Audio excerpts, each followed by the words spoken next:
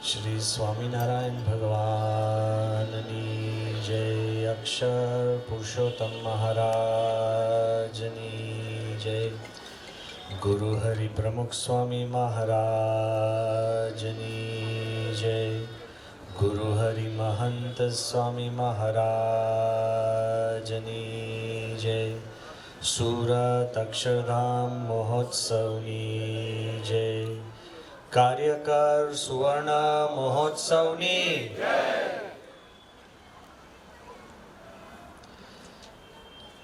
જે મંદિરની આપણે ઘણા વખતથી દાયકાઓથી તો હું રાહ જોતો હતો અને જે મંદિરની વાત આપણે ગુરુ હરિ પ્રમુખ સ્વામીની હાજરીમાં ઘણીવાર વાત થઈ છે, તો આપણને આજે એક વિશ્વાસ થાય કે પ્રમુખ સ્વામી મહારાજને જેણે જેણે સૂક્ષ્મ વચન આપ્યું હોય, જાહેર વચન આપ્યું હોય, અને પ્રમુખ સ્વામીએ કોઈને પણ ખાનગીમાં પણ આશીર્વાદ આપ્યા હોય, સ્વપ્નમાં પણ આશીર્વાદ આપ્યા હોય, એ તમામ સંકલ્પો સિદ્ધ થાય છે એવા ઐશ્વર્યવાન આપણા ગુરુ છે. હમણાં જ વાત કરી કે આ શાયોના પરિવાર તરફથી આખું આ મંદિર છે. હવે શાયોના પરિવાર બહુ મોટો છે, કારણ કે આપણા ઉત્સવની અંદર પણ ધારો કે રંગોત્સવનો ઉત્સવ સારંગપુરમાં હોય ત્યારે આપણને લાગે કે આખા સમયાની પ્રસાદની વ્યવસ્થા પરિવારે કરી હોય અને પછી આપણે પૂછીએ કે તમારે ભાઈ કેટલી ગાડીના પાસ જોઈશે, તે કે સ્વામી અમને એક ટ્રકનો પાસ આપો, કારણ કે અમે ટ્રક ભરીને આવવાના છે. અને એકદમ નમ્ર પરિવાર છે. મને એકદમ યાદ છે કે જ્યારે પ્રમુખ સ્વામી મહારાજ પરિવારને ત્યાં મેઘાણીનગરની અંદર જમવા પધાર્યા ત્યારે અમે બધા સંતો પધાર્યા હતા. અને આખું તમે માહોલ જુઓ તો એક દરબાર જેવો માહોલ લાગે. બધાના મુખારવિંદ ઉપર આનંદ, ભજન, ભક્તિ અને બધા જમવાની આખું આયોજન હતું. અને તે વખતે બાપા બેઠા હતા અને બાપા, હું ત્યાંથી પસાર થયો, સ્વામીએ બોલાવ્યો મને. સ્વામી કે આપણે દાદા ખાચરના પરિવારની વાત કરીએ છીએ તો સ્વામી કે આખો આ પરિવાર, એટલે બબાભાઈથી સ્વામીએ યાદ કર્યા. સંત સ્વામી મહાપ્રસાદીનું આ કુટુંબ કહેવાય. એટલે ભગવાનની દયાથી મોટા સંતો પણ આ પરિવારમાં પ્રગટ થયા છે અને જેમણે આપણા બધા ગુરુજનોના આશીર્વાદ પ્રાપ્ત કર્યા છે. અને સ્વામીએ તે વખતે કીધું કે આ પરિવાર એવો છે કે ભજન ભક્તિ કરે, સમર્પણ કરે, સેવા કરે, બધી જ રીતે નોછાવર થાય. એટલે આપણે નિયમ, ધર્મ અને પક્ષ, નિયમ પાડનારા પણ ઘણા હરિભક્તો હોય અને નિશ્ચય તો સૂક્ષ્મ છે, એ આપણે કોઈ જોઈ શકતા નથી. ભગવાન અને સંત જુએ છે. નિશ્ચય રાખનાર પણ બધા હોય, પણ પક્ષ રાખીને સંસ્થા, સંતો અને આપણી સત્સંગીઓને સમર્પિત થાય એવો આ પરિવાર છે. એટલે બાપાએ કીધું હતું કે દાદા ખાચર જેવો આ પરિવાર છે. એટલે તાળીઓ તો પાડો, પણ એ પ્રમાણે ભક્તિ રાખવી પડે. લેશ માત્ર ધોકો નહીં, લેશ માત્ર બીજો સંકલ્પ નહીં. અને એવી રીતે જોડાયેલા છે. ઘણી બધી સમાજની અંદર કાર્યો તો કરે છે, ઘણી બધી સેવાઓ પણ કરે છે, પણ આ મંદિરનું રચના કરવી એક બહુ મોટી અને વિશિષ્ટ સેવા છે. હું આજે આપની સમક્ષ ઊભો થઈને એવું કહેવા માંગતો જ નથી કે સરખામણી કરવા માંગતો જ નથી, કારણ કે સરખામણી કરવી એ પણ યોગ્ય નથી. પણ આ દુનિયામાં ઘણી બધી સેવા છે, બધી જ સેવા છે. અન્નદાન આપવું એ સેવા જ છે, પણ એ 24 કલાક માટે ચાલે અને 24 કલાક પછી પાછી ભૂખ લાગે. વસ્ત્રદાન આપવું એ પણ સેવા જ છે, પણ 6 મહિના, વર્ષ પછી પણ ફરી વસ્ત્રની જરૂર પડે. આમ આગળ જોવા જઈએ તો આપણે કોઈ કુટુંબને ઘર આપીએ, ઘરદાન આપવું એ પણ બહુ મોટી સેવા છે, કારણ કે આખો પરિવાર એમાં ઉદ્ધાર પામે છે. પણ આગળ જતા પણ એ પરિવાર બીજા ઘરોમાં પણ જાય છે, લોકેશન બદલતા હોય છે, આપણે જ બદલીએ છીએ. ગમે તેવું પ્રસાદીનું ઘર મેઘાણીનગર નહોતું પણ ઘર બદલ્યું કે નહીં એમ ઘર લોકો બદલતા હોય છે. ભૂમિદાન એ પણ બહુ વિશિષ્ટ સેવા છે, કારણ કે ભૂમિ બદલાવાની નથી, તો આ ભૂમિદાન છે. પણ ભૂમિ ઉપર ભગવાનનું મંદિર કરી અને પાયાથી લઈ છેક શિખર સુધી, ધજા સુધીની સેવા કરવાની થાય એ બહુ જૂજ પરિવારને પ્રાપ્ત થતી હોય છે. એવી આ એક વિશિષ્ટ સેવા છે. સેવા પણ મેં જેમ કીધું આમ ઘણી હોય, તો આ પરિવાર સ્કૂલો પણ ચલાવે છે, કોલેજો પણ ચલાવે છે. સાથે સાથે સમય અનુસાર આપણે કહીએ જેમ મકાન બાંધે છે, દુકાનો બાંધે છે. શરૂઆતમાં તો સાવરણીની દુકાનો હતી, પાણીની દુકાનો, જુદી જુદી બધા જ પ્રકારના નાના મોટા ધંધા કરી. પણ આ એક સેવા એવી છે કે જે સેવામાંથી અનેક સેવકો ઉત્પન્ન થાય એવી સેવા છે. હોસ્પિટલ કરીએ એ સારી જ વાત છે અને કરવી જ જોઈએ, અને દરેક જેની પાસે સક્ષમ છે એને દર્દીઓની સેવા કરવી એ આપણી એક જવાબદારી છે. પણ એ સેવા પણ સીમિત છે કે તમે દર્દી બનો તો જ સેવા થાય એની. સ્કૂલમાં પણ તમે પછી 70 વર્ષે પછી પ્રાઇમરી સ્કૂલમાં જાઓ કે શાયોના સ્કૂલમાં મારે ભણવા જવું છે, બહુ સારું દેખાય નહીં. સ્કૂલ પણ અમુક વર્ગ માટે જ, અમુક ઉંમર માટે જ સેવા હોય છે. દર્દીઓની પણ અમુક વર્ગ માટે જ સેવા હોય છે. કોઈ કે અમે IIM બાંધીએ, IIT બાંધીએ, એ પણ સારી જ સેવા છે, પણ એ બૌદ્ધિક બુદ્ધિશાળી માટેની જ સેવા છે. પણ મંદિર એવી વાત છે જેમાં ગરીબ આવે, તરવંગર આવે, બીમાર આવે, સ્વસ્થ આવે, ભણેલો આવે, અભણ આવે, IIM વાળો આવે અને લેશ માત્ર ભણેલા ના હોય એ પણ આવી શકે, કારણ કે મંદિરના દ્વાર બધા માટે ખુલ્લા છે. આ બહુ વિશિષ્ટ સેવા છે. કદાચ જે તમારામાંથી ઇતિહાસકારો હોય એને લાગે કે સ્વામી વિશિષ્ટ સેવા એટલે શું, તો એક ઇતિહાસનો પણ પ્રસંગ આપને આપું છું. ઇજિપ્ત નામનો દેશ છે અને ઇજિપ્તના રાણી ક્લિયોપેટ્રા, બધાએ નામ સાંભળ્યું હશે, ઇતિહાસમાં પણ ના સાંભળ્યું હોય તો અત્યારે સાંભળી લો. બહુ જ બુદ્ધિશાળી રાણી, રૂપવાન રાણી, બધી જ રીતે એનું સામ્રાજ્ય ચાલે બાજુ ચાલે એવી રાણી. ઇજિપ્તમાં એકવાર દેશકાળ બહુ ભૂંડા આવ્યા અને એમાં આપણે કહીએ રિસેશન, ડિપ્રેશન, ફેમિન એટલે દુષ્કાળ, અને બહુ જ હોનારતો થઈ અને આખી પ્રજા નાસીપાસ થઈ ગઈ અને અંધકાર છવાયો. તે વખતે ક્લિયોપેટ્રા decided to build a temple. All her advisors came to her. એના બધા જ સલાહકારો ક્લિયોપેટ્રા પાસે આવ્યા અને કીધું કે રાણી સાહેબ, જ્યારે આપણા દેશની અંદર કશું નથી નાણાં, નથી રિસોર્સિસ, કશું જ નથી, અને એમાં તમે આ મંદિરનું કામ, મંદિર બનાવવાનું કામ શેની માટે? આ વાઇસ છે, આ બુદ્ધિશાળી પગલું કહેવાય. જ્યારે કાંઈ નથી ત્યારે પણ મંદિર બનાવવાનું. આપણે બધામાં કેવું હોય, દાન કેવું હોય ખબર છે ને? ઉપલબ્ધનું જ દાન કરતા હો. આપણને લાગે હવે મારે કાંઈ જરૂર નથી, થોડુંક હોય તો આપણે આપીએ. પેલા અમદાવાદીની વાત છે ને, કે અમદાવાદીને નક્કી કર્યું ઘરેથી કે મારે આ રૂપિયો આપવો છે ભગવાનને, અને પછી એને લાગ્યું કે આ રૂપિયો હું ભગવાન પાસે જાઉં મંદિરમાં ને જરાક લપસી જાય, એના કરતાં હાથમાં પકડી રાખો. એટલે લપસાય જ નહીં, હાથમાં બરાબર પકડી રાખ્યો. અને પછી કીધું કે હું બહારે હાથ રાખું ને કોઈક ચોર ચોરી જાય તો ભગવાનને નહીં મળે, એટલે એને રૂપિયો લઈને પાછો ખિસ્સામાં મૂક્યો. અને પછી કીધું કે પણ ખિસ્સું પણ કોઈ વેતરી નાખે તો, એટલે એટલો ટાઈટ ખિસ્સામાં પકડી અને અંદર જ રૂપિયો રાખ્યો. અને અમદાવાદની ગરમી, એટલે જ્યારે ભગવાન પાસે આવ્યો ને ત્યારે આમ ખોલ્યું ને તો આખો પરસેવાથી રૂપિયો ભીનો થઈ ગયો હતો, સિક્કો હોય ને. અને ભગવાન આગળ ઉભો રહીને લાગ્યું કે લે રૂપિયાને કે ભાઈ રોમાં તને નહીં આપી દઉં, એમને પાછો ખિસ્સા મૂકી દીધો. સમજી ગયા ને? આપણે જે દાન કરતા હોઈએ છીએ એ આપણી પાસે હોય અને વધ્યું હોય, એ હોય, જરૂર હોય, એમાંથી તમે ભગવાનનો ભાગ કરો તો એ દાન સાચું. આ વાતો એટલા માટે કહું છું કે જ્યારે ક્લિયોપેટ્રા when she decided to make a temple, વાતાવરણ એકદમ ગંભીર, દેશકાળ નબળા, મંદી, આખો દેશ પીડાય. ત્યારે એના સલાહકાર કહે છે કે આવા સમયમાં તમે મંદિર કરો છો. ત્યારે ક્લિયોપેટ્રાએ જે જવાબ આપ્યો ને બહુ વિચાર માંગી લે છે. એ સ્વામિનારાયણ નહોતા અને એને આપણા મંદિરોનો કોઈ ખ્યાલ નહોતો. એ જૂના સમયની અંદર જે એ લોકો પોતાના ઈષ્ટદેવો માનતા હોય એ પ્રકારેના બધા મંદિરો હતા.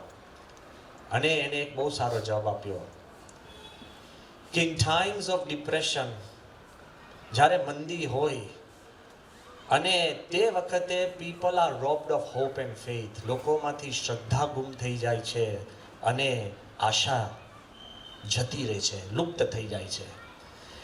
એ કે આ મંદિરની રચનામાં સૌ કોઈ જે જોડાશે એના જીવનની અંદર એક આશા અને શ્રદ્ધા પ્રગટ થશે અને આશા અને શ્રદ્ધા પ્રગટ થાય તો મારો દેશ આપોઆપ ઊભો થશે. આ કોઈ ધંધા પાણીથી ઊભો થતો નથી. આપના જીવનમાં પણ તમે વિચારજો, કોઈ આપને પૂછે કે મંદિર આપણી માટે શું કરે છે તો આસ્ક ધેમ. જ્યારે આપણા જીવનની અંદર પણ નબળી પડો આવે છે, જ્યારે આપને લાગે કે આપનું કોઈ નથી, કુટુંબી નથી, ઘર નથી, આ નથી, આશા નથી, કોઈ પ્રશ્ન નથી, ત્યારે તમને પ્રમુખ સ્વામીની યાદી આવે, મહંત સ્વામીના આશીર્વાદ આવે, આપણા હેતવાળા સંતોની સ્મૃતિ થાય અને મંદિરમાં કોક સમયમાં તમે સેવા કરી હોય ને તમને જે આનંદ થાય એનાથી આશા પ્રગટ થાય છે અને શ્રદ્ધા પ્રગટ થાય છે.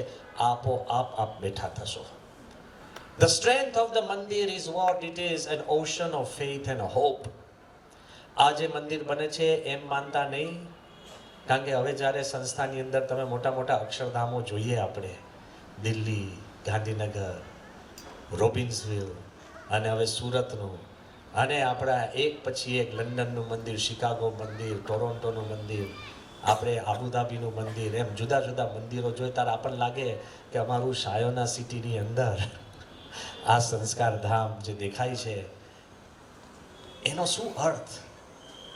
તો હું આપને કહું, એક વસ્તુ યાદ રાખજો કે તમારા ઘરની અંદર જે સ્વિચનો પ્લગ હોય ને, પ્લગ, એમાં તમે આમ પેલું કંઈ વાયર નાખો તો ત્યાં કેટલા વોલ્ટનો કરંટ આવે?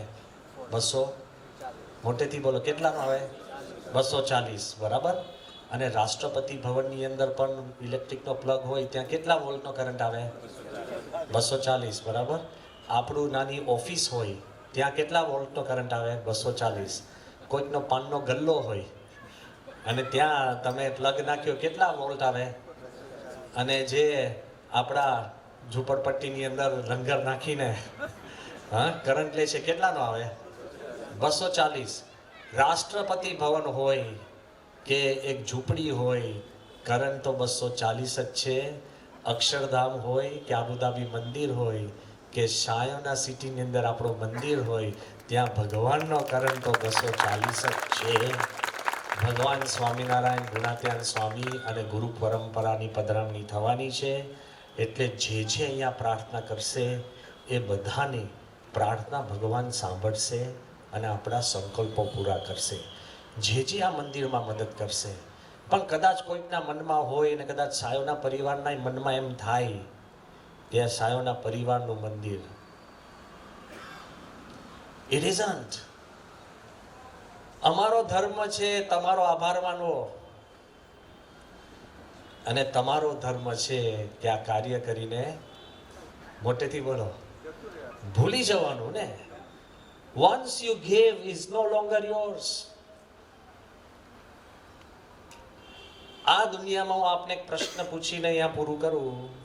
તમે રસ્તે ચાલતા હો, તમે રસ્તે, if you are walking on the road, રસ્તે ચાલતા હો અને તમને એવા કોઈક વગડાની અંદર, પગની અંદર એક ખજાનો અથડાય, કંઈક તમે ખોદકામ કરો ને ખજાનો મળે, તો એ ખજાનો કોનો? જેને દાટ્યો એનો કે જેને મળે એનો? શાંતિથી જવાબ આપજો. હું કહું આ ખજાનો છે, હજુ સાંભળજો, લીગલી છે ને જેને દાટ્યો છે 6 મહિના 6 વર્ષ પહેલા એનો થયો ને, પણ એ તો 6 વર્ષ પહેલા તો છે પણ પોતે છે નહીં. અને આપણે તો અમદાવાદના છે. જેને મળે એનો એ પ્રેક્ટિકલી થયું. પણ તમે ખજાનો ત્યાંથી લઈ અને જુઓ એમાં સોના મોર છે ને બધું, અને પછી તમે લોકરમાં મૂકી દો તો એ ખજાનો તમે જમીનમાંથી કાઢીને દિવાલમાં જ મૂક્યો. ખજાનો જે દાટે એનો નથી અને જેને મળે એનો નથી, જે વાપરે એનો છે. સમજાય છે? જે વાપરે એનો છે. એટલે આ મંદિર શાયરના પરિવારનું નથી. અને હું એમ કહું છું, આપણે બધા બેઠા છે એનું નથી. આ મંદિર તો વર્ષો સુધી જે આવીને દર્શન કરશે, વાપરશે, મળશે, રહેશે, કથા વાર્તા સાંભળશે, એનું આ મંદિર બને છે. તો આપણે એવી ભાવનાથી આવું મંદિર બનાવે છે.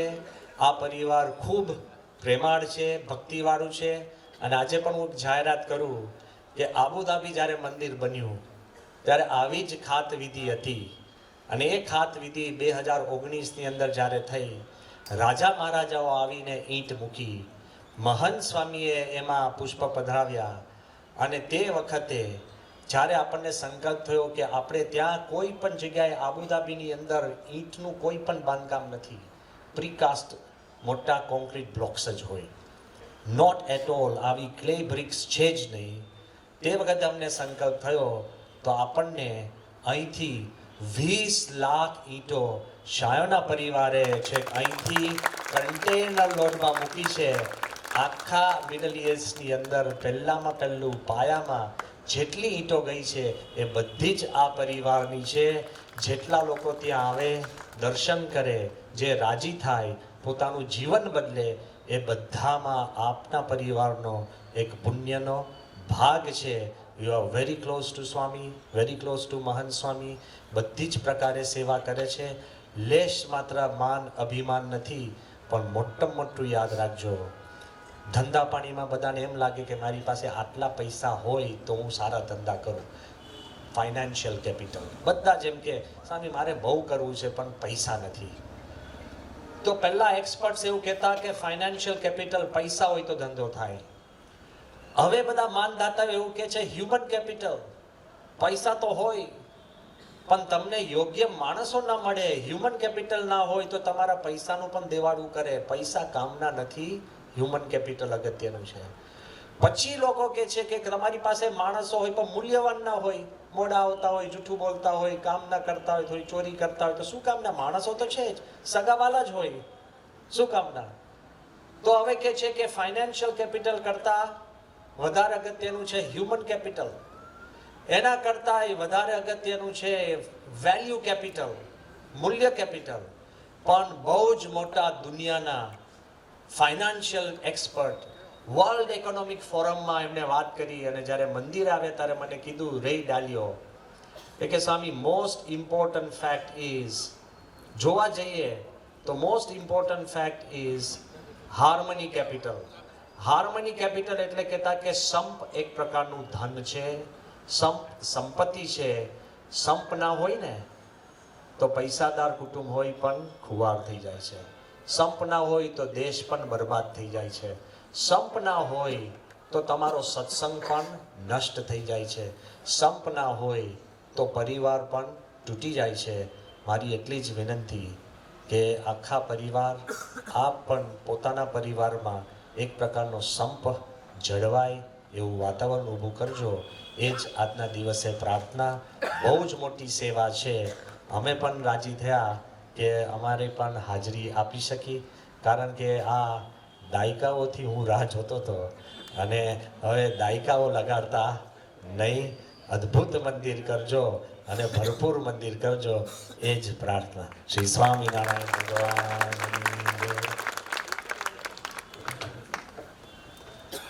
શું કીધું? તો તારીખ આપો. 29/11 આપણે 2 દિવસ વધારે આપીએ, 1 ડિસેમ્બર આપીએ, બરાબર? 2 days એક્સ્ટ્રા. બધા તમે સાક્ષી છો. ઊભા થાવ, બધા સામે ઊભા થઈને વાત કરો. હા, પણ તે વખત અમે બીજે બધા આવીશું ત્યારે પછી અમે હાજર ના થઈ શકીએ. બસ બધાને વચન આપી દો. જય સ્વામિનારાયણ.